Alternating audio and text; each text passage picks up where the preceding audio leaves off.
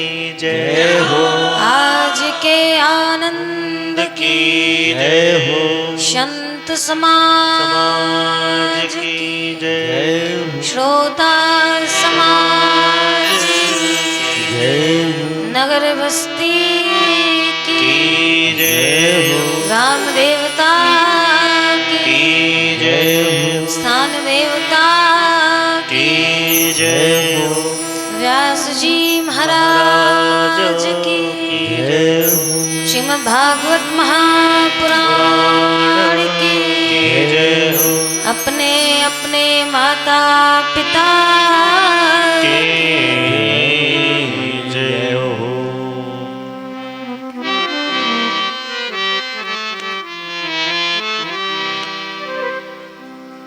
हेमंतलाल जी महाराज के चरणों में बारंबार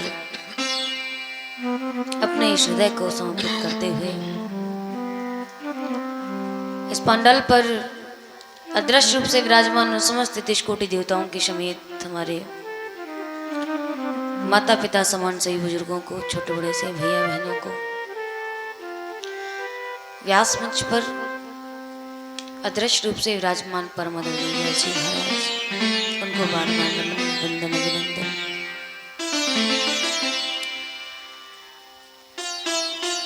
वेद मंत्रों की ध्वनि के द्वारा अपने इस ग्राम के वातावरण को परम पवित्र करने वाले समस्त वेद पाठी ब्राह्मण, संगीतमय पीठ पर विराजमान समस्त भैया बंधु एवं विशेष रूप से धन्यवाद के पात्र यह यजमान परिवार, जो विगत 20 वर्षों की भांति इस वर्ष भी आपके ग्राम पर बड़ी ही पावन श्रीमद् भागवत कथा भगवान नाम चर्चा रूपी गंगा प्रवाहित कर रहे हैं। नित्य निरंतर यह गंगा प्रवाहित होती चली जा रही है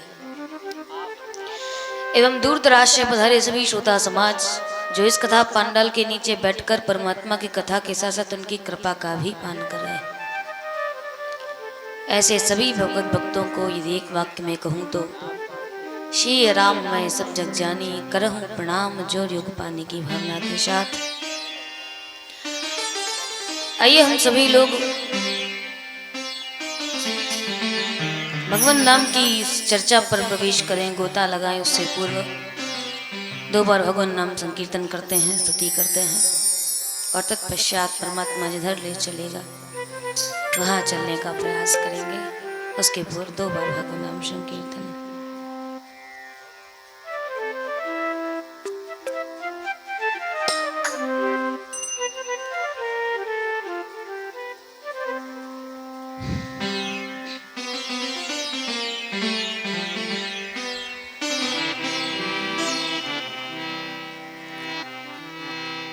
नमः परमहंसाय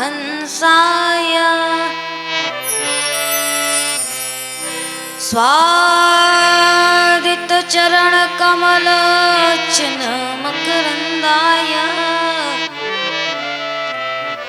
भक्तजन मानस निवासाय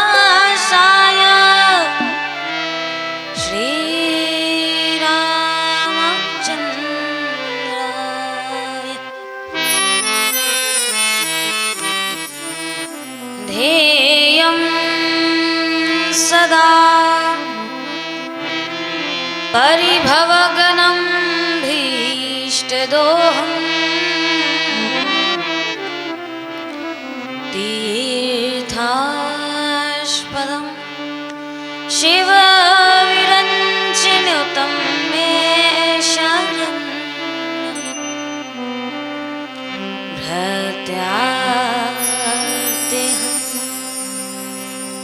प्रणतपाल भवाभिभूतम्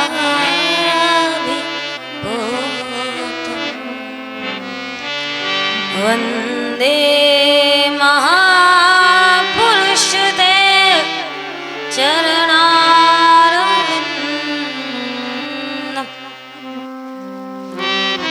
वंशी विभूषित कराना नवनीरध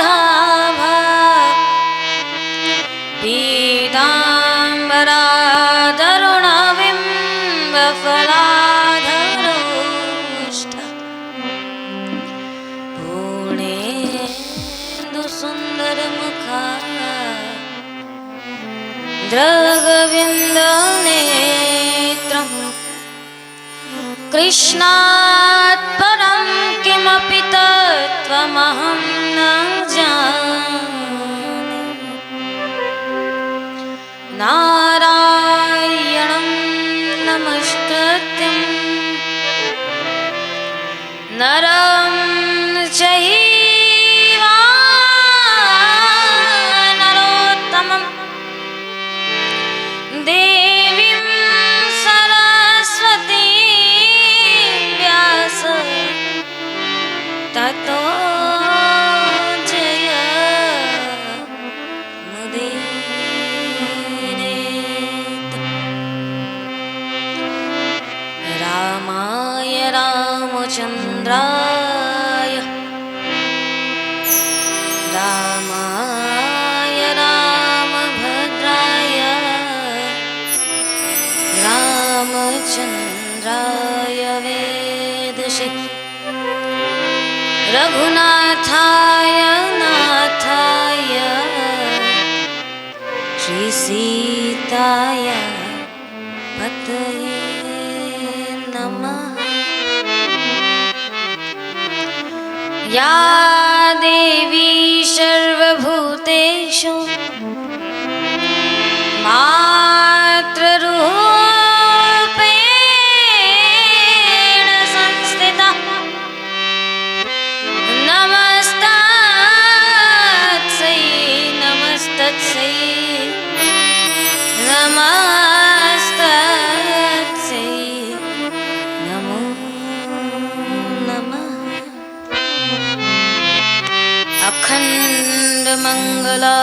अखण्डमङ्गलाकारं व्याप्तं येन चराचरं तत्पदं दर्शितं येन तस्मै श्री गुरवे नमः।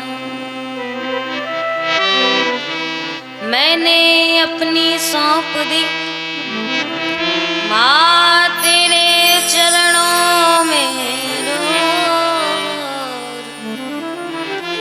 उलझ कभी सकती नहीं यह विश्वास है।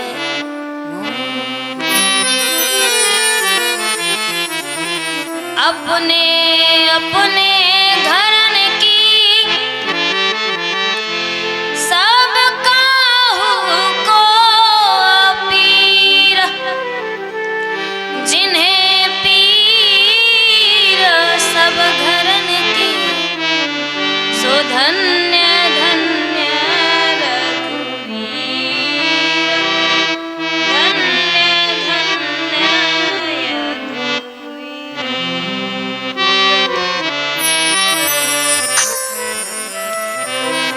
बोलिए कृष्ण कन्हैया लाल की जय हो।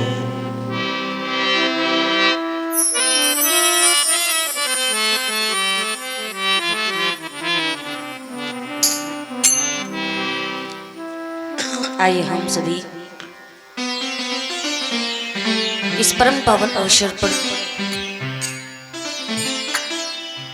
श्रीमद् भागवत महापुराण की चर्चा श्रवण हेतु इस दिव्य स्थान पर उपस्थित हुए हैं। श्रीमद् भागवत महापुराण की कथा के विगत दिवस आप लोगों ने श्रवण किया। बड़ा सुंदर भाव श्रीमद् भागवत के महात्म्य की चर्चा। आज उस चर्चा को आगे बढ़ाते हुए हम सभी लोग उस कथा की ओर अग्रसर हों, भगवान के इस लीला रस का गायन करें, श्रवण करें।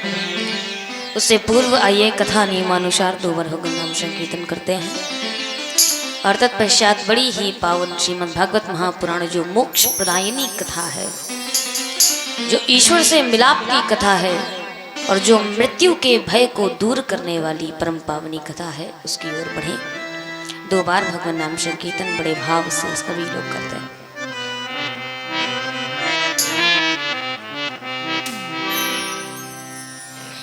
जय जय श्री कृष्ण गोविंद हरे मुरारे हे नाथ नारायण वासुदेव। बड़े भाव से हम सभी गाएं। श्री कृष्ण गोविंद हरे मुरारे हे नाथ नारायण वासुदेवा। कृष्ण गोविंद हरे मुरारे हे नाथ नारायण वासुदेवा। श्री कृष्ण गोविंद हरे मुरारे हे नाथ नारायण वासुदेवा। श्री कृष्ण गोविंद हरे मुरारे हे नाथ नारायण वासुदेवा। हे नाथ नारायण वासुदेवा। हे नाथ नारायण वासुदेवा। हे नाथ नारायण वासुदेवा। हे नाथ नारायण वासुदेवा। हे नाथ नारायण वासुदेवा। श्री कृष्ण गोविंद हरे मुरारे हे नाथ नारायण वासुदेवा। श्री कृष्ण गोविंद हरे मुरारे हे नाथ नारायण वासुदेवा। बंदी ग्रह के तुम अवतार कहीं जन्मे कहीं पले मुरारी। बंदी ग्रह के तुम अवतारे कहीं जन्मे कहीं पले मुरारे। बंदी ग्रह के तुम अवतार कहीं जन्मे कहीं पले मुरारी। बंदी ग्रह के तुम अवतारे कहीं जन्मे कहीं पले मुरारे। किसी के जाए किसी के कहाए किसी के जाए किसी के कहाए। है अद्भुत हर बात तिहारे। गोकुल में जन्मे मथुरा के तारे। गोकुल जाना में मथुरा के तारे। गोकुल में जन्मे मथुरा के तारे। गोकुल में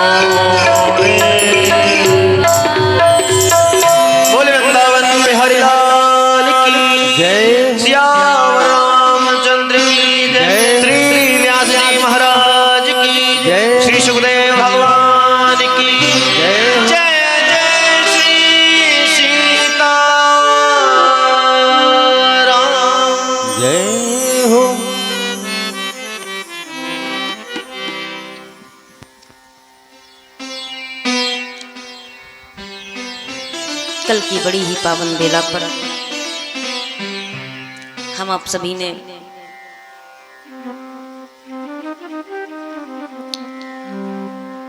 भक्ति की प्रसन्नता,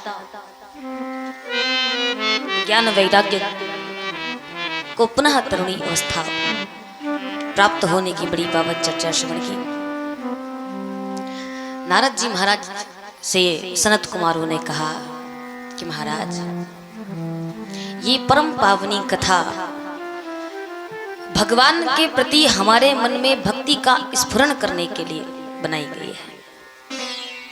भक्ति उत्पन्न होती है हृदय में से। तो नारद जी ने कहा महाराज, एक बात तो समझ में आ गई कि हाँ, जो व्यक्ति भक्त होगा उसको ये भगवान की कथा फलदायी होगी। लेकिन सच्चाई तो यह है, मैं प्रश्न ये करना चाहता हूं, क्या यह कथा पापियों के लिए भी है? क्योंकि संसार में जितने भी लोग हैं सब कलयुग के वातावरण से इतने ज्यादा कलुषित हो चुके हैं कि विरला ही कोई व्यक्ति ऐसा होगा जिसके जीवन में पाप ना हो। तो हम सब पापी हैं। तो क्या यह कथा केवल भक्तों को ही तारती है या पापात्माओं का भी कुछ बहुत उद्धार करती है? और अगर पापात्माओं का उद्धार करती है तो कौन कौन से पाप इस कथा को श्रवण करने से समाप्त हो जाते हैं? कृपया कर मुझे ये बताने का कष्ट करें। सनत कुमारों ने कहा कि आप ये मत पूछें कि कौन कौन से पापों को ये नष्ट करती है या कौन कौन से पापों को ये समाप्त कर देती है। मैं कहता हूँ श्रीमद् भागवत महापुराण कैसी है। कये मानव पाप प्रतस्तु सर्वदा सदा दुराचार्य गत्गर्ता विमार्गगः क्रोधाग्निदग्धा कुटिलाश्च कामिनः सप्ताहयज्ञेन कलौ पुनन्ति ते। ये कथा ऐसी है, ऐसे मानव जो नित्य निरंतर पाप में लगे ही रहते हैं। और मैं ऐसे कि आपको समझाऊं, मैं बड़ा पावन एक प्रसंग आपको सुनाता हूं। और यह कोई किंवदंती नहीं है, ये कोई कपोल कल्पित कथा नहीं है, ये वास्तविकता सत्य घटना है। और मैं आपको उस कथा की ओर ले चलता हूं कि एक बार तुंगभद्रा तटे पूर्वम भूतपुत्तनमुत्तमम् यत्र धर्मा यत्र वर्णा स्वधर्मेण सत्य सत्कर्म तत्परः। तुंगभद्रा तटी नदी के तट पर एक बड़ा पावन गांव है, ग्राम है। और उस ग्राम में आत्मदेव नाम का परम तेजस्वी ब्राह्मण रहता है। कितना तेजस्वी है? कहा महाराज, ये इतना तेजस्वी ब्राह्मण है कि इसकी तुलना यदि की गई है तो द्वितीयमेव भास्कर, मानो द्वितीय भास्कर सूर्य के समान की गई है। इतने तेजस्वी हैं, बहुत ज्ञान का भंडार है इनके अंदर। और इतने बढ़िया ब्राह्मण, वेदों के ज्ञाता, पूरे गांव में प्रख्यात ऐसे ब्राह्मण देवता। लेकिन पत्नी कैसी? कहा हमारी जो पत्नी कैसी है? का एकदम महाखल, धुंधली नाम है उसका। अब प्रवृत्ति कैसी है उसकी? तो सनत कुमार कहते हैं, शनकादि ऋषियों को समझाते हुए सूत जी महाराज कहते हैं, कहा पत्नी का स्वभाव कैसा है? कहा लोक वार्ता रतः क्रूर प्रायसो बहुजल्पिका। ऐसी है लोक वार्ता रतः, यानी कि जो बातों में प्रपंच में बहुत लगी रहती है। पूरे गांव में ऐसी कोई खबर नहीं होगी कौन किसके घर आया, कौन किसके घर गया, कौन किसके साथ भाग गया, किसके साथ झगड़ा हो गया, कौन पति पत्नी साथ में सुखी नहीं रहते हैं। ऐसी कोई बात नहीं है जो इसको पता ना हो। इससे पूछ लो, ये सब बता दे। बाबा कहते हैं लोक वार्ता रता, ये इसी में लगी रहती है, जिसको हमारी आपकी आम भाषा में मंथरापा कहते हैं। यही करती है। और क्रूर है, बहुजल्पिका, बहुत बोलती है। इतना बोलती है कि एक बार अगर बोलना प्रारंभ कर दे तो मजाल है सामने कोई व्यक्ति बोल सके उसके। पहली बात तो बहुत बोले, दूसरी बात पंडिताइन। तो कोई टोके तो कैसे टोके कि महाराज पंडित जी की पत्नी है, टोक भी नहीं सकता। और कैसे कैसे गुण हैं तो व्यास जी महाराज कहते हैं कि सूरचाग्रह कृत्येषु कृपणः कलह प्रिया, झगड़े से बहुत प्रेम करती है। झगड़ा इसको इतना प्रिय है कि कहीं पर भी झगड़ा हो रहा हो तो ये देवी महारानी अपना घर का सारा काम छोड़ छाड़ के वहां पहुंच जाती है। तो नाम भी है धुंधली, लेकिन घर के कामों में महा आलसी, चोरी करने वाली, बचने वाली, काम चोर, ऐसी पत्नी धुंधली। लेकिन आत्मदेव महाराज बड़े प्रेम के साथ में रहते हैं। सारी संपत्ति है, बढ़िया धन वैभव है, पर एक चीज की कमी है इनके घर परिवार में। याद रखिएगा, तुलसी का कोई बिरवा तोड़ करके लाते हैं और अपने आंगन में लगाते हैं तो वो बिरवा तत्काल सूख जाता है। कोई गाय बांध कर लाते हैं, किसी को ला करके अपने आंगन में बांधते हैं तो वो गाय बांझ हो जाती है। क्यों? कारण क्या है? और इतना ही नहीं, कोई भी ब्राह्मण आता है तो आने के बाद आसपास के घरों से तो भिक्षा प्राप्त करता है, पर इनके घर से भिक्षा भी नहीं मांगता। ऐसे है आत्मदेव। तो किसी ने कहा महाराज ऐसा क्यों, ऐसा व्यवहार क्यों हो रहा है? तो उसके पीछे का कारण बताया कि आत्मदेव के पास संपत्ति बहुत है, बहुत संपत्ति है, ज्ञानवान भी बहुत है, शरीर भी एकदम स्वस्थ है, और पत्नी दुनिया के सामने कैसी भी रहे पर पति के सामने बहुत अच्छी रहती है। सब कुछ तो है, लेकिन एक चीज की कमी है। क्या? इनके घर में कोई संतान नहीं है, कोई पुत्र नहीं, और इस बात से ये बड़े परेशान है। प्यारे याद रखिएगा, भागवत में 6 प्रकार के सुख बताए गए हैं, आगे चल के आप सब सुनेंगे। अगर 6 में से एक भी सुख आपके पास नहीं है तो आप सुखी नहीं रह सकते, नहीं रह सकते। एक भी नहीं है, 5 हैं लेकिन एक नहीं है तो प्रसन्न नहीं हो। कौन कौन से हैं?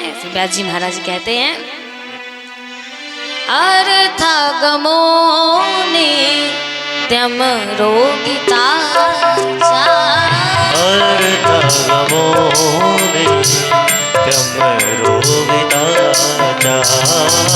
प्रिया च भार्या प्रियवादिनी च प्रिया च भार्या प्रियवादिनी च वशिष्ठ पुत्रो थकरी च वेद्या वशिष्ठ पुत्रो थकरे च वेद्या खड़ जीव लोके ते सुखानि राजन खट जीव लोके ते सुखानि राजन। 6 सुख। पहला सुख क्या है? क्या है? प्रथम सुख अर्थागमो। अर्थ माने होता है पैसा, पैसे का आवागमन होना चाहिए, पहला सुख। आवागमन का मतलब केवल आए नहीं, जितना आए तो थोड़ा बहुत जाए भी, आवागमन होना चाहिए, पैसा आए और जाए, पहला सुख। बताओ कोई टेंशन है? 1 लाख आ रहा है घर में, 70,000 जाए, कोई परेशानी है? नहीं है ना। आना चाहिए और जाना भी चाहिए। क्यों? केवल आएगा तो भी खतरा है। आप बताओ, अगर रात्रि का भोजन किया हुआ सुबह ना निकले तो परेशानी है कि नहीं? दिक्कत हो जाएगी ना। तो उसी प्रकार से घर में यदि लक्ष्मी आए और समय से ना जाए तो भी घर में परेशानी हो जाती है। पैसा ला ला के तिजोरी में रख दोगे, रखने के बाद ताला लगा नहीं, आधी रात को बिल्ली खट्ट बोलेगी, तुम्हारा हार्ट फेल। हे भगवान, चोर घुस आया। संपत्ति बहुत है इसलिए। तो पहला सुख संपत्ति, अर्थागमन, पैसे का आवागमन। किसी ने कहा महाराज पैसा बहुत है, कोई कमी नहीं है, खूब भरा भरा पड़ा बैंकों में, खूब भरा पड़ा है तिजोरी में, लेकिन अगर दूसरे सुख से आप वंचित हो तो भी आप सुखी नहीं रह सकते। क्या दूसरा सुख कौन सा है? क्या नित्यम रोगिता चा, ये शरीर निरोगी होना चाहिए। अगर शरीर में रोग है तो बताओ पैसा किसी काम का है? कितना भी बड़े रहो, डाइनिंग टेबल लगा है, नाती पोता घर के जितने भी सदस्य हैं सब बढ़िया बैठ के मिठाई खाएं, सब बढ़िया बैठ करके पकौड़ी कचौड़ी खाएं और आप केवल मुंह देखो। एक पूछो भैया तुम भी उठा के 1 पीस खा लो, कहे नहीं खा सकते। क्यों? कहे भाई साहब डॉक्टर ने मना किया है। तो कहे फिर ये सब नहीं खाओगे तो क्या खाओगे? कहे बस कुछ नहीं, बस लौकी खाएंगे। सूखा फुल्का खाएंगे, क्या करें दांत नहीं काम करते, कुछ चबा नहीं पाएंगे, सतुआ घोर घोर के, तो बताओ सुखी हो? तो दूसरा सुख नित्यम रोगिता, शरीर निरोगी होना चाहिए। पैसा खूब आ रहा है, शरीर भी एकदम निरोगी है, परंतु यदि तीसरा सुख नहीं है, तीसरा सुख प्रिया च भार्या, पत्नी होनी चाहिए, विवाह होना चाहिए। विवाह नहीं हुआ है तो पैसा कितना भी रहे, शरीर एकदम हृष्ट पुष्ट रहे, पर फिर भी परेशान रहोगे, है ना। वो एक पुराना गीत चला था ना, शादी है लड्डू मोती चूर का, जो खाए पछताए जो ना खाए। कई लोग इस बात से परेशान है, 35 वर्ष की आयु हो गई है, पंडित जी के पास अपनी पत्री लिए घूमते, कुंडली लेकर घूमते, महाराज कैसी मिले बस करा दो। और जिनके हो गए उनसे पूछो, कहे महाराज बड़े परेशान है, क्या बताएं, इससे अच्छा नहीं हुई होती तो ज्यादा अच्छा है। ये संसार है। लेकिन पत्नी हो पर कैसी हो? धुंधली जैसी हो। बाबा कहते हैं प्रिय पत्नी होनी चाहिए। तीसरा सुख है प्रिय पत्नी। तो लोगों ने कहा महाराज आजकल तो हर व्यक्ति को अपनी पत्नी प्रिय लगती है, सब सारे पुरुष जितने भी हैं सब अपनी पत्नी से प्रेम करते हैं, प्रिय लगती है, बशर्ते शर्त इतनी है कि पत्नी भी पति से प्रेम, ये चौथा सुख है। चौथा सुख क्या? आप तो बड़ा प्रेम करते हो, बड़े प्रेम से रहते हो, और आप कहो कल्लू की अम्मा पानी ले आओ, वो बड़े कर्कश स्वभाव से बोले वो धरो पानी जाके पी ले, तो बताओ खुशी रहोगे? नहीं रह सकते। उसके लिए पत्नी कैसी हो? चौथा सुख कौन सा? कहे प्रिय वादनी, मीठा बोलने वाली होनी चाहिए, मीठा बोले। लेकिन अगर ये चारों सुख है आपके पास, पैसा भी खूब भरा पड़ा है, शरीर भी निरोगी है, पत्नी भी प्रिय है और अच्छा बोलती है, पर यदि पांचवा सुख नहीं है तब भी आप सुखी नहीं। पांचवा सुख कौन सा? कहे हमारी संतान ना हो तो भी व्यक्ति दुखी रहता, कोई ना कोई होना चाहिए जो हमारे वंश परंपरा को आगे बढ़ाए। तो पांचवा सुख कौन सा है? कहे वशिष्ठ पुत्र, बेटा हो, संतान हो, लेकिन कैसा? कंस जैसा, जो अपने ही पिता को उठाए और जेल में बंद कर दे। औरंगजेब जैसा, जो अपने ही बड़े भाई की गर्दन काट करके अपने बाप के सामने प्रस्तुत कर दे। नहीं, बेटा कैसा हो? शिष्ट पुत्र होना चाहिए, शिष्ट आचरण से गुणवान पुत्र होना चाहिए। पांचवा सुख पुत्र हो और छठवां सुख गुणवान पुत्र हो। तो जिसके पास ये 6 सुख होते हैं वही संसार में वास्तविकता में सुखी है, अन्यथा सुखी रहने वाला, ये सुख की परिभाषा है।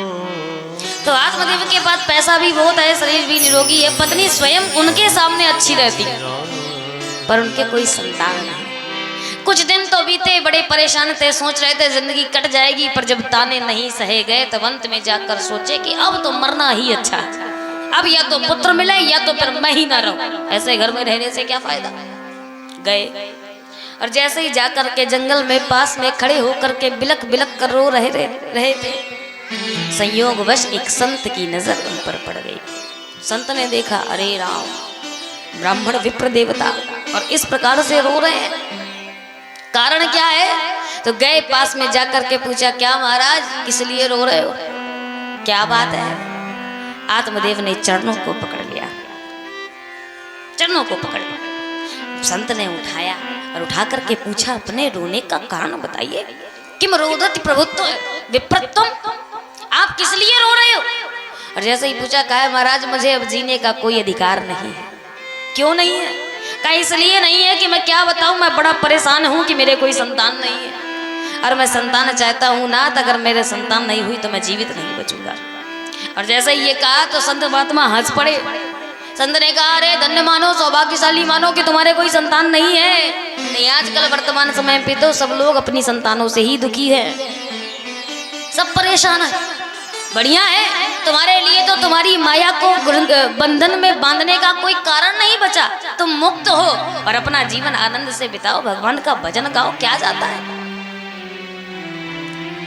आत्मदेव ने कहा, महाराज बात तो ठीक कहते हो, पर मेरे इस समय पर यह बात समझ नहीं आएगी।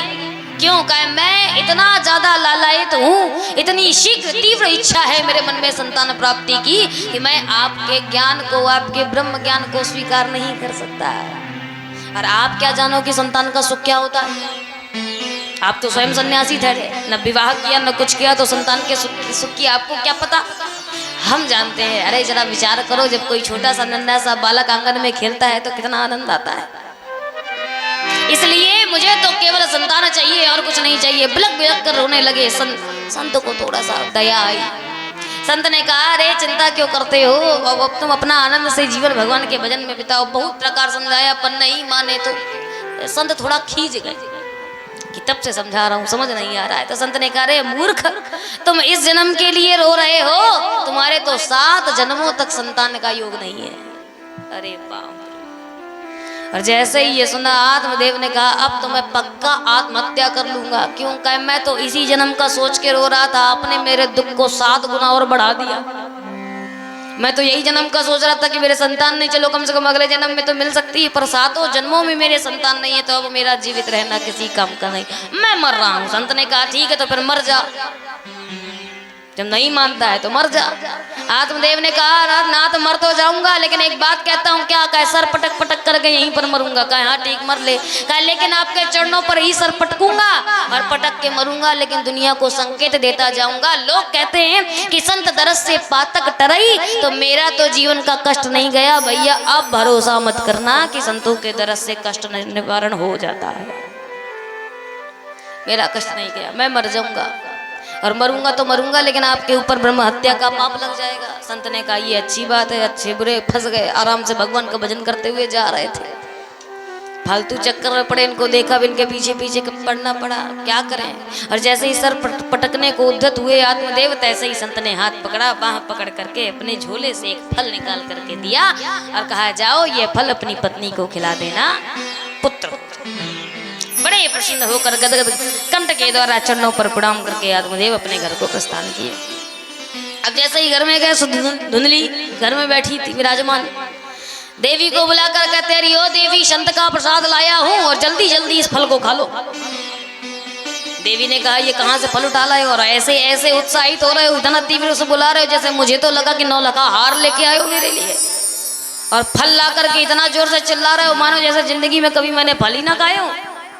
अरे देवी, ये कोई साधारण फल नहीं है, इस फल को खाने का एक विशेष पुण्य प्रताप है। कौन सा प्रताप? का इस फल को खा लोगी तो देवी हमारे पुत्र हो जाएगा, तुम गर्भवती हो जाओगी। और जैसे ही ये सुना, अब धुंधली तो धुंधली, अब मन ही मन में सोचने लगी, हे भगवान, किस पंडित के चक्कर में पड़ गया ये हमारा पति। बड़ी परेशान। आत्मदेव ने कहा, क्या सोच रही हो, क्या विचार कर रही हो? देवी खाओ खाओ खाओ। अब धुंधली मन में सोच रही है, ऐसा तो नहीं है फल खवा करके मेरे ऊपर कोई काला जादू करना चाहता है, कुतर की बुद्धि है। तो उसने कहा कि महाराज अभी तो नहीं खाऊंगी, लेकिन मैं स्नान ध्यान करके पूजा पाठ करके तब भगवान का फल खाऊंगी, सो उससे हमारी संतान और अच्छी होगी, भगवत भक्त होगी। आहा, इतने अच्छे विचार सुने। आत्मदेव ने कहा, ठीक है देवी, जैसे इच्छा हो खा लेना, पर खाना जरूर। आत्मदेव इतना कह करके चले गए। अब धुंधली फल को लिए बैठी विचार कर रही है, खाऊं कि ना खाऊं, खाऊं कि ना खाऊं। उतने में ही पड़ोसन आ गई। पड़ोसन आकर के बैठी तो उसको सारा हाल बताया, और जैसे ही सारा हाल बताया तो देवी कहती, अरे महारानी क्या बात करती हो, संतों का प्रसाद बड़ी मुश्किल से मिलता है, इसको पा जाओ, इसमें विचार करने वाली कौन सी बात है। और जैसे ही कहा, विचार करने वाली कौन सी बात? धुंधली कहती है, देवी मैंने सुना है कि व्यक्ति जब अगर मैं इस फल को खा लूंगी तो मैं गर्भवती हो जाऊंगी। कहे हाँ गर्भवती हो जाओगी। तो कहा, गर्भवती हो जाऊंगी तो मेरा पेट बढ़ जाएगा।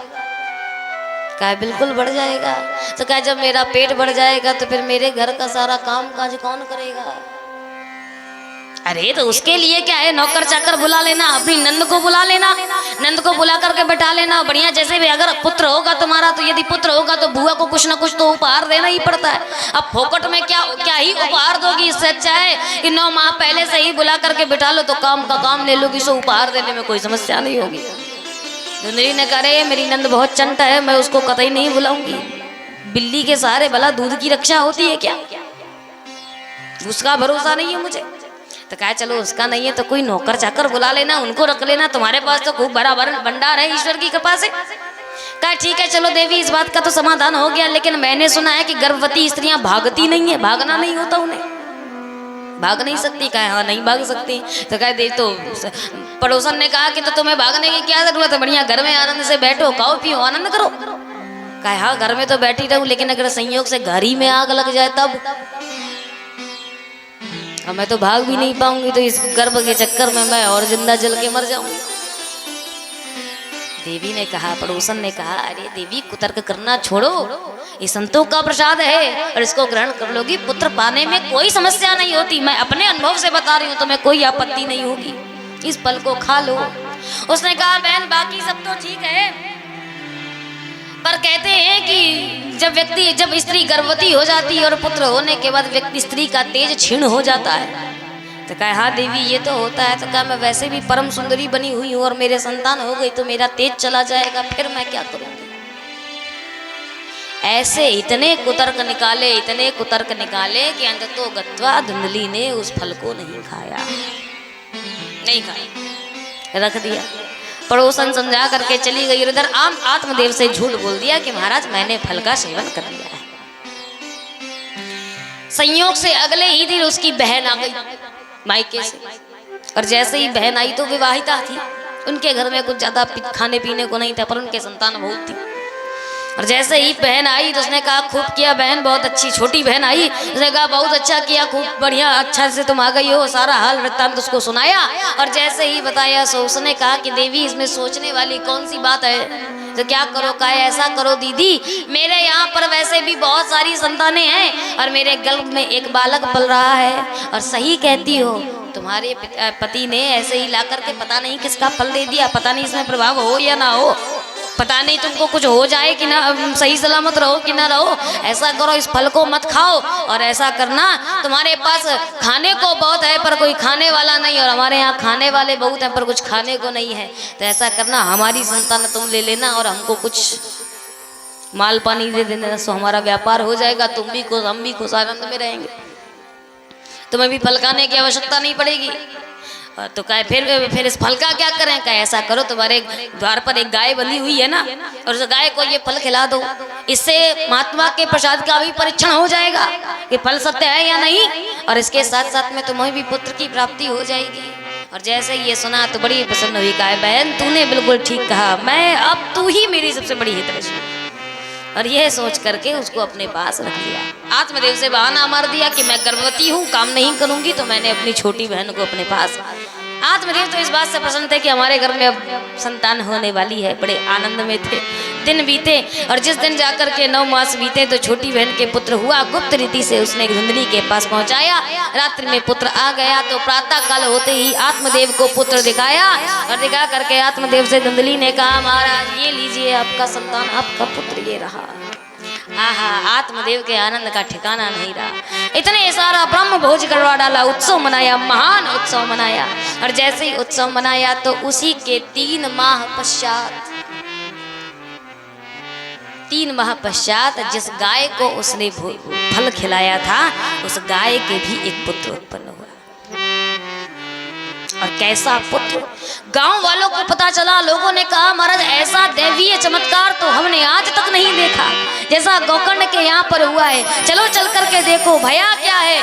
लोग कहते हैं, सारी भीड़ लग गई, आंगन में सब लोग खड़े हैं, गाय के बछड़ा हुआ। लेकिन हकीकत बात वो बछड़ा नहीं, वो तो मानव स्वरूप, मानव का पुत्र है। और लग कैसा रहा है, कैसा चमत्कार हुआ, लोगों ने देखा। भाग्योदयो धुनः जाता आत्मदेवस्य पश्यतः धेनवः बालप्रसूतस्तु देवरूप इति कौतुकम्। कैसा लग रहा है, का बिल्कुल मानव का शरीर है, बिल्कुल मानव के समान पुत्र उत्पन्न हुआ। गाय ने दिया है, पर केवल कान उसके गाय के समान। और दिन बीते, दोनों भाइयों का नामकरण संस्कार किया गया। तो उस बालक को, गाय के पुत्र को उठाया। आत्मदेव ने कहा कि इसके कर्ण जो है, कान जो है वो गाय के समान है, इसलिए इसका नाम मैं रखता हूँ गौकर्ण। उसका नाम गौकर्ण रखा गया। और जैसे ही उठाया धुंधली के पुत्र को, और नाम रखने ही वाले थे, उनका नाम था आत्मदेव, तो वो अपने पुत्र का नाम रखना चाहते थे ब्रह्मदेव। पर जैसे ही नाम रखने को उद्यत हुए, धुंधली कहती है बा 9 महीना रखूं मैं, तो नाम रखो तुम।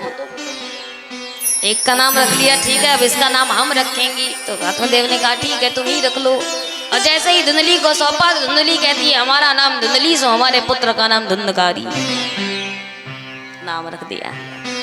अब नाम प्रचलित, दोनों बालक बड़े हुए और दोनों का नाम बढ़ा, दोनों ने नाम कमाया, लेकिन एक प्रख्यात हुआ और एक कुख्यात। गोकर्ण इतने बड़े ब्रह्म पंडित निकले, इतने बड़े ज्ञानी निकले कि सब जगह पर उनका नाम हो गया। और धुंधकारी इतना बड़ा खल निकला, धुंधकारी महाखला, इतना बड़ा खल निकला। रास्ते से कोई भी बच्चा जा रहा हो तो उसको लाठी लेकर के मारने दौड़ जाए, कोई अंधा जा रहा हो तो हाथ से लाठी छीन ले और कहे लाओ बाबा तुमको सड़क पार करा दूं। सड़क पार कराने के बहाने जाकर के पुराने कुएं में फेंक हुआ है। छोटे छोटे बच्चों को उठा करके दही पट गए, फलाने के घर से कहीं वस्त्र चुरा लावे, कहीं बर्तन चुरा लावे, ऐसे सारे कृत्य किए, सारे बुरे किए। और ऐसा जब देखा तो धीरे धीरे कर करके आत्मदेव ने जितनी संपत्ति एकत्रित की थी वो सबको चुटकी भर में समा।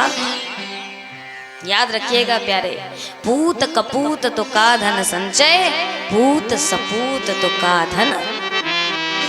अगर बेटा सुपुत्र है तो फिर संपत्ति एकत्रित करने की आवश्यकता नहीं है। क्यों? अगर सुपुत्र है तो वो स्वयं ही, आप चाहे 2 कौड़ी क्यों ना छोड़ जाओ, लेकिन अगर वो काबिल पुत्र है तो फिर वो अपने आप ही महल खड़ा कर लेगा, वो सुपुत्र की पहचान। और कुपुत्र चाहे जितना बड़ा महल बना करके चले जाओ, करोड़ों की संपत्ति रख करके चले जाओ, पर अगर कुपुत्र है तो फिर चुटकी में आपका सब सत्यानाश कर दे, सब बर्बाद कर दे। और यही हाल धुंधकारी का हुआ। आत्मदेव की सारी संपत्ति उसने बर्बाद कर दी। आत्मदेव अब सोच में पड़ गए कि हे प्रभु, इससे अच्छा तो मैं निसंतान ही रहता तो ज्यादा बढ़िया। संत ने यही समझाया था और हमारा आपका नियम ही यही है, स्वभाव है कि जब तक हम स्वयं उस चीज का अनुभव नहीं कर लेते तब तक हम कभी सीखते नहीं। 2 प्रकार के व्यक्ति होते हैं संसार में। एक वो जो आग में किसी व्यक्ति को जलता हुआ देख लें तो समझ जाते हैं कि आग जलाती है और उसके पास नहीं जाते। और दूसरे वो जो स्वयं प्रैक्टिकल करते हैं, हाथ डाल के देखते हैं कि जलाती है कि नहीं, तो जल जाते हैं, तब पता लगता है कि हाँ आग जलाती। तो कलयुग का प्राणी दूसरी कैटेगरी में आता है। कोई दूसरा भले ही कितना समझाता रहे कि ये करो ये करो, ये मत करो ये मत करो, नहीं मानेंगे, पर जब स्वयं उस चीज का अनुभव कर लेंगे तब कहेंगे कि हाँ महाराज फलाने महाराज ठीक कहते, तब समझ आता है। आत्मदेव ने कहा इससे अच्छा है कि तुम्हें आत्महत्या ही करके मर जाऊं। और गए जाकर के, जैसे ही जाकर पहाड़ पर्वत पे जाकर खड़े हो गए और छलांग लगाने ही वाले थे, तैसे ही गोकर्ण ने हाथ पकड़ करके पीछे खींच लिया। और जैसे ही पीछे खींचा, पिताजी से पूछा क्या कर रहे हो, क्या कर रहे हो आप? पिता ने कहा कि बेटा मरने वाला हूं, मरना चाहता हूं, अब जीवन जीने की कोई इच्छा नहीं। क्यों?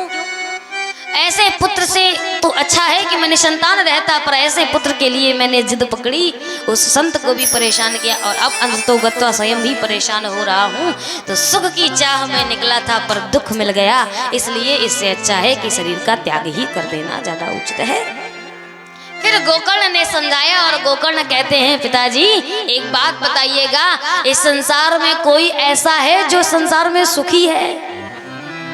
और आप केवल पृथ्वी लोक की बात करते हो, मैं तो कहता हूं क्या इंद्र के देव, स्वर्ग लोक के देवराज इंद्र भी सुखी हैं क्या? गोकर्ण समझा रहे हैं किसको? आत्मदेव। और क्या कहते हैं कि संसार में कोई सुखी नहीं है, ना इंद्रस्य सुखम किंचित ना सुखम चक्रवर्तिनः, सुखम अस्ति विरक्तस्य मुनिरेकांत जीवन। इस संसार में इंद्र भी सुखी नहीं है, इस संसार में महाराज चक्रवर्ती महाराज भी सुखी नहीं है, तो सुखी कौन है? बाबा कहते हैं दीन कहे धनवान सुखी, धनवान कहे सुख राजा को भावे।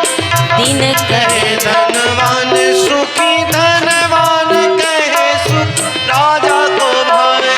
राजा कहे महाराज सुखी, महाराज कहे सुख इंद्र को भावे। राजा कहे महाराज सुखी, महाराज कहे सुख इंद्र को भावे। इंद्र कहे ब्रह्मा जी सुखी, विष्णु को भावे इंद्र कहे ब्रह्मा जी सुखी ब्रह्मा जी कहे सुख विष्णु को भावे। तुलसी आज विचारी कहे हरि नाम बिना सब जीव दुखारी। तुलसी आज विचार करे हरि नाम बिना सब जीव दुखारी। तुलसी आज विचार कहे हरि भजन बिना सब जीव दुखारी। तुलसी आज विचार करे हरि हरि हरि भजन बिना सब जीव। किसी गरीब आदमी के पास चले जाओ, उससे पूछो क्यों तुम सुखी हो, तो वो कहेगा अरे महाराज सुख हमारे नसीब में कहाँ। तो कौन सुखी है? कहे सुखी तो वो है जिसके पास 2-2 हजार के नोट है, वो तो बंद हो गए, 500-500 के नोट है, वो सुखी है। 500-500 के नोट वाले के पास जाकर पूछो क्यों भैया तुम सुखी हो, तो कहता है हमारे पास कहाँ सुखी हो। किसके पास? अगर राजा जी सुखी है, प्रधान सुखी है, उसके पास तो शक्ति भी है, पैसा है, शक्ति है। राजा से पूछा जाए आप सुखी हैं, तो कहते हैं हमारे पास कौन सा सुख, सुखी तो महाराज है जो जब चाहे हमको मसल सकता है, सारी पावर है उसके अंदर। और महाराज से पूछो क्या आप सुखी हैं, तो महाराज कहेंगे नहीं भैया, सुख तो देवराज इंद्र को है, बढ़िया बैठे बैठे आनंद से स्वर्ग का सुख भोग रहे हैं, हमको तो काम करना पड़ता है, सो हमको फल मिलता है। इंद्र से पूछो तुम सुखी हो, कहे नहीं ब्रह्मा जी सुखी, बढ़िया लिए कमंडल बैठे भगवान का ध्यान करते हैं और जगत की सृष्टि का निर्माण का पालन कार्यभार सौंप रखे, निर्वहन कर रहे। ब्रह्मा जी से पूछो भैया आप सुखी हो, कहा हमको कौन सा सुख, बैठ करके हमको ये सृष्टि का निर्माण करना पड़ता है। सुखी कौन? का बढ़िया से सैया पर जो एक हाथ से टेक लगाए बढ़िया आनंद से सो रहा है, और उनकी श्रीमती जी चरणों को दबा रही है, उनको तो आनंद का कहना ही क्या है। तो विष्णु भगवान से पूछा जाए आप सुखी हो, विष्णु भगवान कहते हैं मेरे सुख की छोड़ो, लेकिन मैं बताता हूँ संसार में सबसे ज्यादा सुखी कौन है और दुखी कौन रह सकता है। कहे जिस व्यक्ति के जीवन में भगवान का नाम नहीं है, जिस व्यक्ति के जीवन में भगवान का भजन नहीं है, इस संसार में वही दुखी है, अन्यत्र सब सुखी है। जिसके पास भगवान नाम संकीर्तन है, जिसके पास भगवान नाम की बूटी है, मणि है, वही व्यक्ति संसार में सुखी रह सकता। कोई तन दुखी, कोई मन दुखी, कोई धन बिन रहत उदास, थोड़े थोड़े सब दुखी पर सुखी राम के दास। भगवान के दास ही केवल सुखी है। और यही बात गोकर्ण कहते हैं प्रभु संसार में सारे लोग कौन है, न इंद्रस्य सुखम किंचित, न इंद्र को सुख है, न चक्रवर्ती महाराज को सुख है। अगर सच्चा सुख किसी को है तो किसको है? कहे सुखम अस्ति विरक्तस्य, जो विरक्त सन्यासी बने भगवान के भजन में नित्य निरंतर गायन करते रहते हैं, ऐसे सन्यासी ही सुखी है, अन्यथा संसार में और कोई सुखी। तो क्यों समस्या पाले हो, क्यों टेंशन ले रहे हो इस बात की कि केवल आप ही संसार में दुखी हो? अरे आपके जैसे दुख से करोड़ों व्यक्ति संसार में दुखी है, तो क्या करें बेटा, क्या करूं, अब जिया नहीं जाता। तब गोकर्ण 2 श्लोकों में अपने पिता को पूरा ज्ञान देते हैं, जगत से विरक्ति का मार्ग बताते हैं, और इन्हीं 2 श्लोकों को गोकर्ण गीता के नाम से भी जाना जाता है। देखो जो विद्वान प्रवृत्ति के होते हैं, जो परम विद्वान लोग होते हैं, तो आत्मदेव तो थे ही, द्वितीयमेव भास्करा, तो उनको इतनी बड़ी उपाधि प्राप्त है, तो उन लोगों को छोटी सी थोड़ी बात में ही सबको समझ में आ जाता है, थोड़ा सा समझा दो पूरा ज्ञान ले लेते हैं।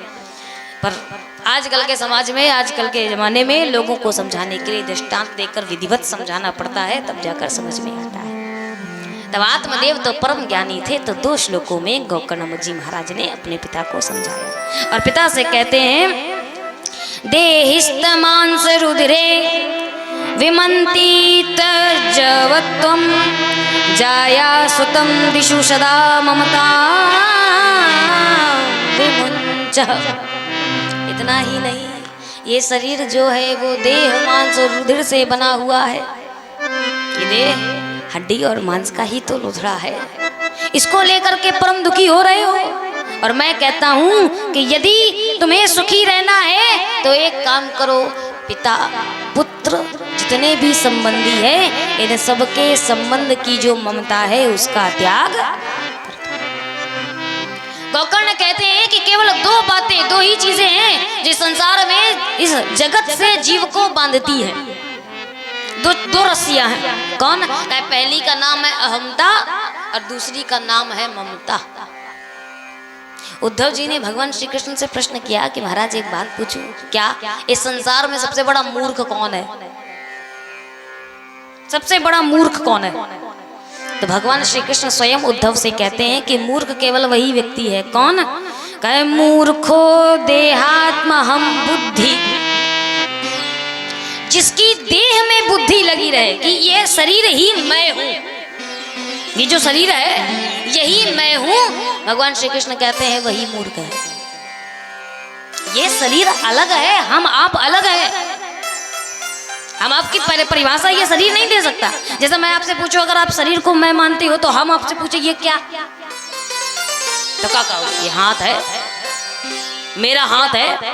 मैं पूछूं ये क्या, तो कहोगे मेरा पैर है। मैं पूछूं ये क्या, तो कहोगे मेरी आंख है। सब कुछ मेरा है ना। तो जब आपका है तो इसमें आप कहाँ हो? जैसे उदाहरण दूं, एक व्यक्ति बैलगाड़ी लिए जा रहा था और बैलगाड़ी लेकर के रास्ते से जा रहा था तो संयोग से एक मोटरसाइकिल वाले की मोटरसाइकिल खड़ी हुई थी और सामने से खड़ी। तो बैलगाड़ी वाले ने कहा, ए, अपनी मोटरसाइकिल बगल से हटा। तो उसने कहा, ये बता मोटरसाइकिल कहाँ है, कहाँ है मोटरसाइकिल? तो उसने कहा, ये सामने खड़ी तुझे मोटरसाइकिल नहीं दिखती, इसको हटा यहाँ से। उसने कहा, ये मोटरसाइकिल है ही नहीं। उसने कहा, अजीब बेवकूफ आदमी है, अरे मोटरसाइकिल नहीं है तो क्या है, इसको हटा, मेरा रास्ता मत रोक, मुझे जाना है, समय हो रहा है। और जैसे ही ये कहा तो उसको कस के क्रोध आ गया। उसको क्रोध आया तो उसने कहा कि सुन, ये मोटरसाइकिल ही है। उसने कहा मोटरसाइकिल नहीं है। तो कहा, अगर ये मोटरसाइकिल नहीं निकली, अगर ये मोटरसाइकिल निकली तो जिसकी मोटरसाइकिल थी उसने कहा, अगर ये नहीं निकली तो उसने कहा कि अगर ये मोटरसाइकिल नहीं निकली तो तेरे मुंह में झापड़ मारूंगा, दो तेरे मुंह में 2 झापड़ मारूंगा। उसने कहा, ठीक है भैया, मार लेना।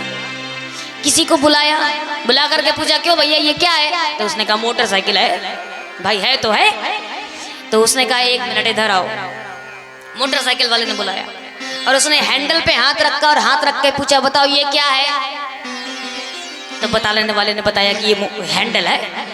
उसने हेडलाइट पे हाथ रखा, पूछा ये क्या है? तो वो कहता है हेडलाइट है। उसने सीट पर हाथ रखा, पूछा ये क्या है? तो कहे सीट है। उसने पहिए पर हाथ रखा, पूछा ये क्या है? कहे पहिया है। उसने इंजन पे हाथ रखा, पूछा ये क्या है? कहे इंजन है। तो कहे पर जब ये हैंडल है, ये हेडलाइट है, ये सीट है, ये इंजन है, ये पहिया है, तो बता मोटरसाइकिल कहाँ? भाई अलग अलग उसने सब कुछ गिनवा दिया। तो कहा मोटरसाइकिल कहाँ? अब बताने वाला भी कंफ्यूज, की बात तो सही है, मोटरसाइकिल कहाँ? तो उसने कहा, ठीक है, तो फिर अब बेटा झापड़ खाने के लिए तैयार हो जाओ। तब वो बेचारा क्या करता, लेकिन वो भी कम बुद्धि का थोड़ी था।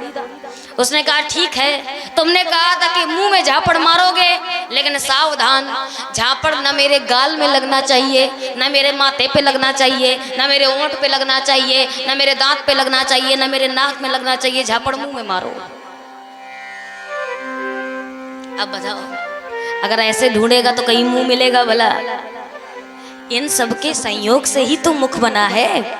जिस प्रकार से हैंडल, हेडलाइट, सीट, इंजन और पहिए से मिलकर के पूरी मोटरसाइकिल का निर्माण हुआ है, उसी प्रकार से हमारे इस शरीर का भी अलग अलग अंगों से निर्माण।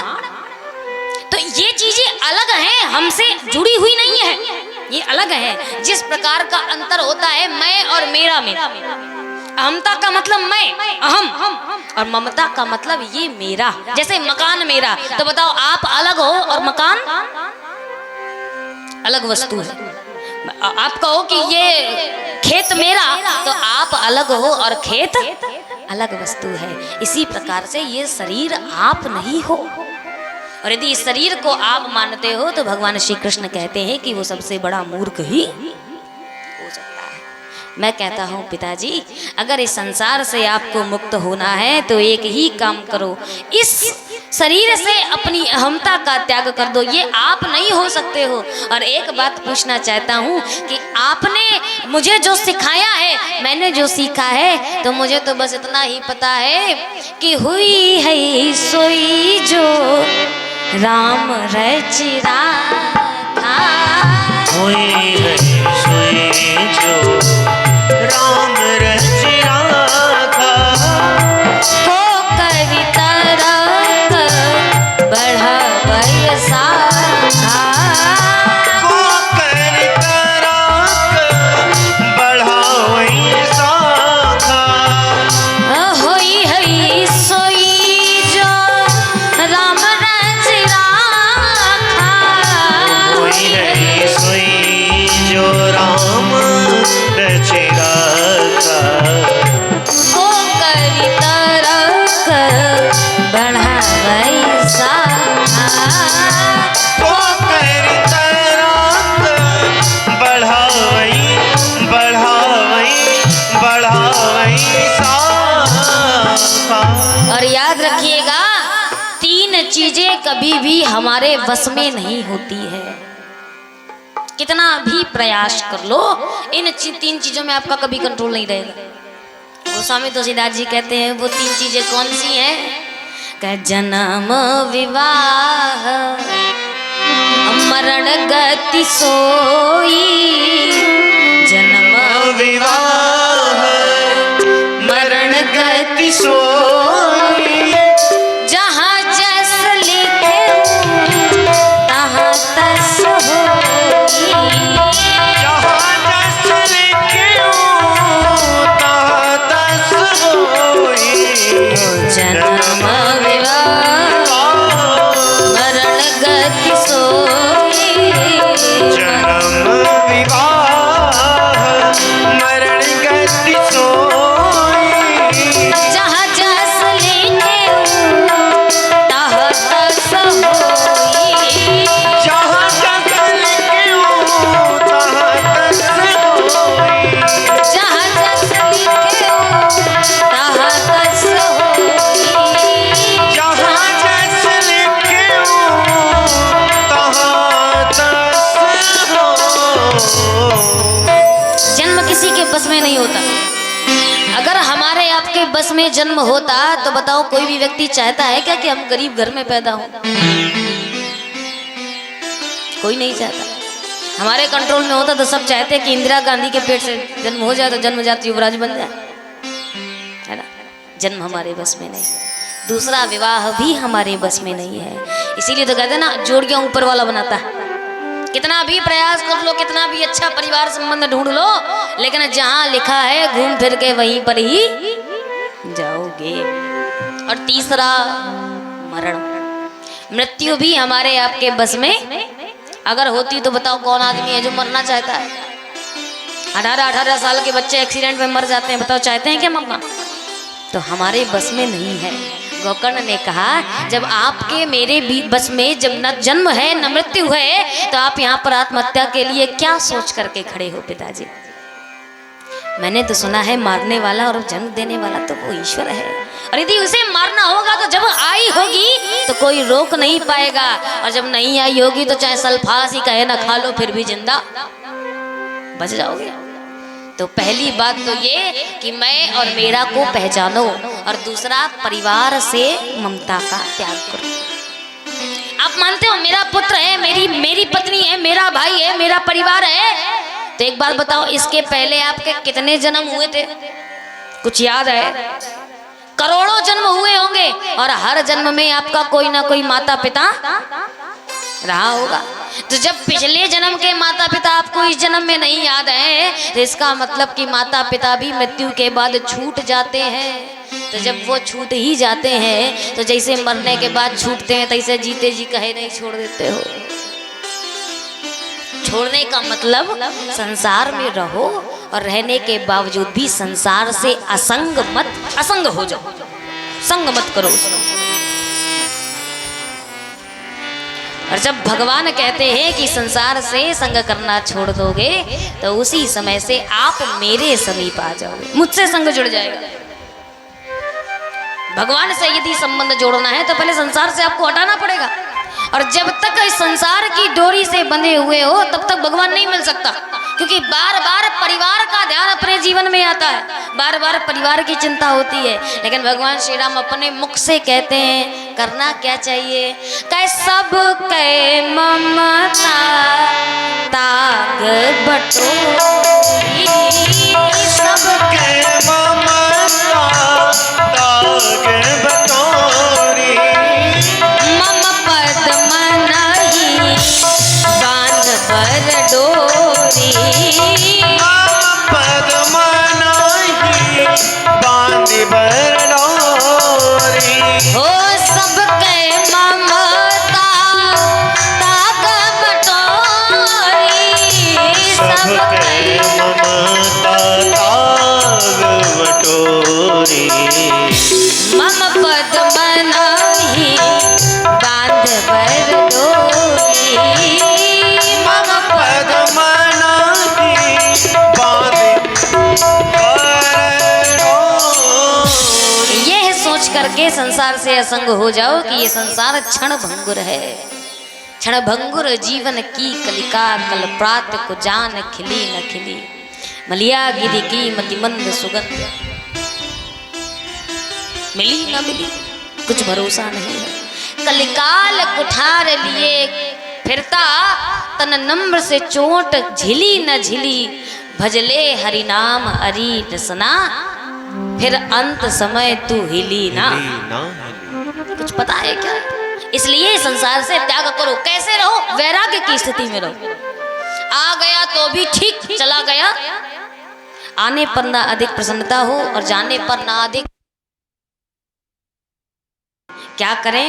गोकर्ण जी कहते हैं आत्मदेव से कि धर्मम भजस्व सततम त्यज लोक धर्मा, सर्वेश्व साधु पुरुषान जहि काम कृष्ण, अन्यास्य तोष गुण चिंतन मासु मुक्त्वा, सेवा कथा रसमहो निरस्न नितराम पिबत।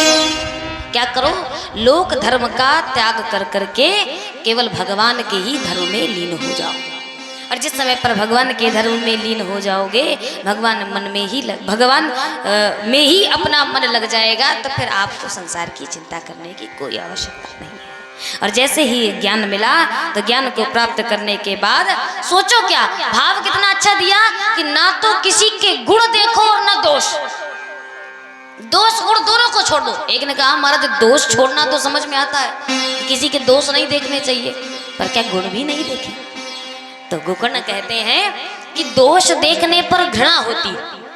अगर हम किसी के दोष देखेंगे तो घृणा हो जाएगी, और अगर गुण देखेंगे तो आसक्ति। किसी व्यक्ति के गुण देख जाए तो अपने आप आसक्ति हो जाती है, खींचा चला जाता है व्यक्ति। तो अगर दोष देखोगे तो भी घृणा के पात्र बनोगे, और दुनिया में संसार में घृणा करने की कोई आवश्यकता नहीं है। और अगर गुण देखोगे तो आसक्ति में बंध जाओगे, तो जिस चीज से छूटना चाहते हो उसी में पुनः लग जाओगे। तो कहे महाराज अगर किसी के व्यक्ति के अंदर गुण है तो क्या उसकी प्रशंसा ना करें? तो कहे गुणों को देखो, लेकिन एक नए नजरिए से देखो, नए दृष्टिकोण से देखो। और दृष्टिकोण कैसा?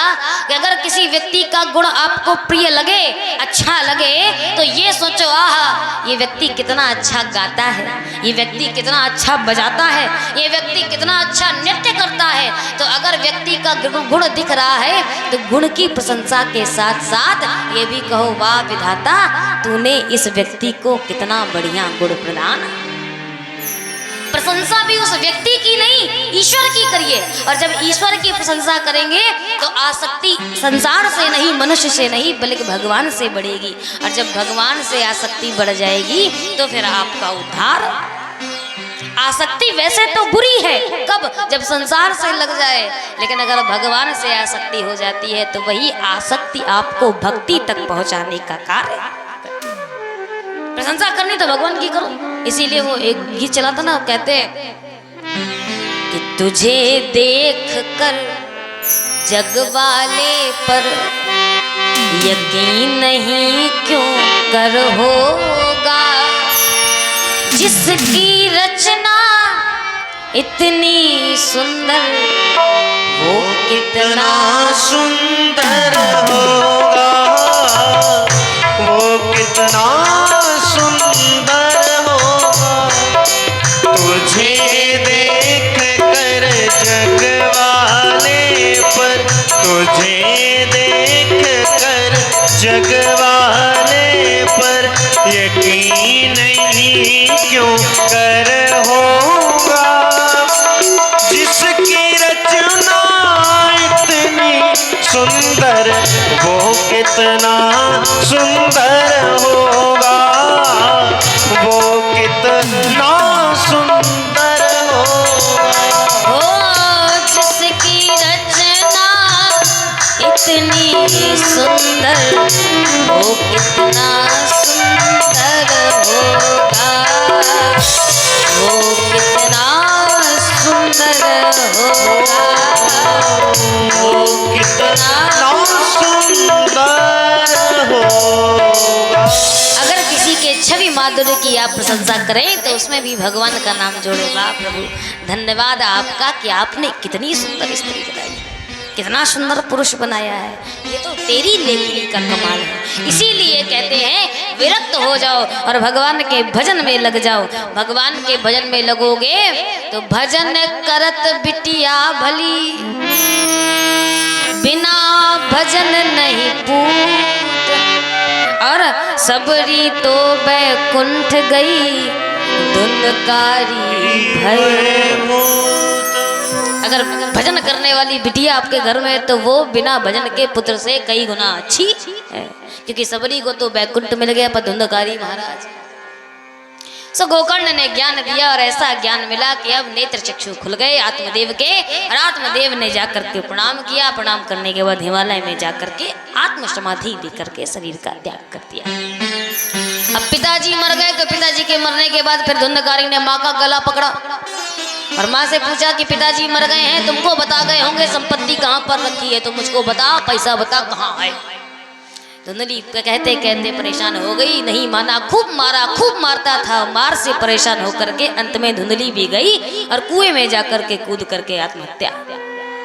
अम्मा भी मर गई, पिता भी मर गए, तो गोकर्ण ने सोचा कि हमारा इस घर में रहने से कोई फायदा नहीं है, पापात्मा का वास है और ऐसे पापी की संगत करेंगे तो हम भी बिगड़ सकते हैं। इससे अच्छा है कि जा रहे हैं, बहाना हमारा। भैया से कहा भैया हम जा रहे हैं तीर्थ यात्रा करने। सो गोकर्ण भी घर से निकल दिए। अब ये महास्वतंत्र, घर में किसी का अंकुश नहीं, कोई समझाने बुझाने वाला नहीं, रोकने टोकने वाला नहीं, सारा पैसा बर्बाद कर दिया। जिन कन्याओं, जिन वैश्याओं का संग करने के लिए जाता था उन 5 वैश्याओं को ला करके घर में ही बिठा लिया और उनका सेवन पाद करने लगा, चोरी कर करके सामान लाने लगा। एक जगह, एक बार, एक दिन रात भगवान राजा के यहाँ पर चोरी करी इसने।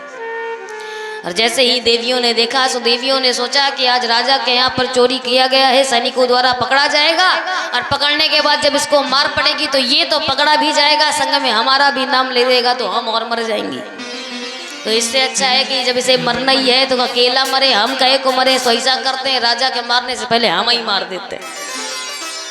अर्धरात्रि के समय पर धुंधकारी सो रहे थे। 5 वैश्याओं ने हाथ पैर बांधे और बांधने के बाद जैसे ही गले में रस्सी लगाई, मारने का प्रयास किया, सो जोर से चिल्लाया और इतना जोर से चिल्लाया कि वैश्याएं भड़बड़ा गई, घबरा गई कि ऐसा न हो आवाज सुन करके पड़ोसी आ जाएं। सो डर के मारे जलते हुए अंगारे उठाए और धुंधकारी के मुंह में भर तड़प तड़प के मर गया।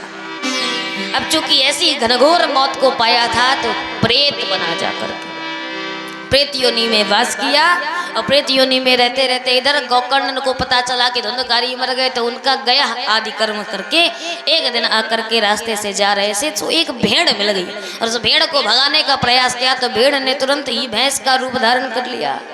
भैंस के बाद बकरा बना, फिर कहीं सुअर बना। अब आश्चर्य में पड़ गए गोकर्ण, एक पशु और ये बार बार भेष को बदल रहा है, इसका मतलब कि ये पशु नहीं है। पूछा कौन हो तुम, और जैसे ही पूछा तो तैसे ही उसने वेश बदला और मनुष्य का रूप धारण कर लिया और बहुत जोर जोर से रोने लगा। गोकर्ण समझ गए कि इसके बोलने की सामर्थ्य नहीं है। हाथ में जल लेकर के मंत्र पढ़ा और जैसे ही छिड़काव किया तो बोलने की क्षमता आ गई। और धुंधकारी ने कहा कि भैया मैं तुम्हारा भाई हूँ धुंधकारी, मैं प्रेत योनि में मर चुका हूँ और जा करके इस प्रेत योनि में फंसा हूँ, कुछ ऐसा करो जिससे मेरा उद्धार हो जाए। गोकर्ण ने कहा अरे भैया तुम्हारे लिए तो हम गया करके आए थे, तो क्या गया से भी तुम्हारा उद्धार नहीं हुआ? गया भी तुमको नहीं तार पाई। धुंधकारी ने कहा क्या बताएं, कर्म ऐसे किए हैं कि 100 गया मिलकर के भी मुझको तार नहीं सकते।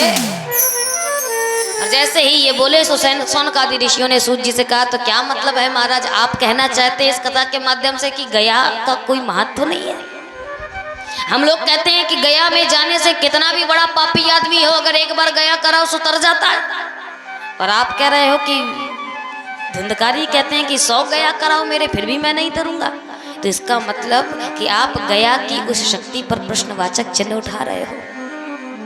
तो कह नहीं, इसके पीछे का कारण क्या है? कारण यह है कि धुंधकारी का गया गोकर्ण करते हैं तो अपना नाम गोत्र लेते हैं, अपने गोत्र का नाम अपना नाम लेते हैं। तो जब अपने गोत्र का नाम लेते हैं इस कारण से धुंधकारी नहीं तरते। क्यों? क्योंकि वास्तव में धुंधकारी तो धुंधली की छोटी बहन के पुत्र थे, और इनके पुत्र होते, आत्मदेव के पुत्र होते तो इनका गोत्र काम कर जाता, पर छोटी बहन के पुत्र थे तो इसलिए छोटी बहन का गोत्र काम करते, और उनका उसका पता नहीं था तो ये बार बार अपना गोत्र नाम लेते थे, इसलिए धुंधकारी नहीं तर। कारण ये धुंधकारी के न तरने का। बड़ा विचार विमग्न हुए, कहा भैया अब कुछ कर, मुझको इस प्रेत योनि से छुटा। और जैसे ही पूछा तो कई लोगों के पास जाकर के गोकर्ण ने पूछा कि कैसे उद्धार हो, कैसे उद्धार हो, सबने दिया लेकिन संतोषजनक उत्तर किसी से नहीं मिला। तब अंत में जा करके सूर्य देव की गति को रोककर गोकर्ण ने पूछा, और जैसे ही पूछा तो गोकर्ण से कहा कि भगवान तुम्हारे भाई को धुंधकारी की मोक्ष प्राप्ति केवल एक ही माध्यम से हो सकती है। कहे कैसे हो सकती है? कहे श्रीमद् भागवताम मुक्ति सप्ताहम वाचनम कुरु। भगवान श्री भागवत महापुराण के सप्ताह ज्ञान एक का वाचन यदि करते हो तो इससे तुम्हारे धुंधकारी की मोक्ष प्राप्ति हो जाएगी। जैसे ही ये सुना तो आषाढ़ मास में परम पावन व्यास जी का मंच बनाया गया, सारे लोगों को निमंत्रण दिया गया, भागवत कथा प्रारंभ हुई। अब प्रेत योनि में थे धुंधकारी, तो जहाँ पे चलती हवा तैसे ही उड़ जाते, तो कुछ कथा सुनने को मिलती, कुछ नहीं मिलती। एक बांस 7 गांठ का बांस ढूंढा, उसकी सबसे निचली गांठ पर जाकर के धुंधकारी बैठ गए। प्रथम दिवस की कथा समाप्त हुई सो पहली गांठ फूटी, द्वितीय दिवस की समाप्त हुई तो दूसरी गांठ फूटी, और ऐसे करके सप्तम दिवस में 7 गांठों को फोड़ करके उस बांस के गट्ठर से एकमात्र चतुर्भुज रूप धारण करके तुलसी दलमाला वैजयंती धारण करके पार्षदों के साथ में एक दिव्य पुरुष निकला। और जैसे ही उसको देखा उसने प्रणाम किया, और प्रणाम करके गोकर्ण की प्रार्थना करी, वंदना करी, धन्यवाद किया। भैया एकमात्र तेरे कारण ही मैं इस प्रेत योनि से मुक्ति पा रहा हूँ, तेरा बहुत बहुत धन्यवाद है। और सबसे बड़े धन्यवाद की पात्र तो ये श्रीमद् भागवत महापुराण है। धन्या भागवती वार्ता प्रेत पीड़ा विनाशनी। ऐसी श्रीमद् भागवत महापुराण को मेरा बारंबार नमस्कार है। और उनको नमस्कार करते हुए श्री धुंधकारी महाराज भगवान के पार्षदों के साथ में आगे विमान में जाने लगे।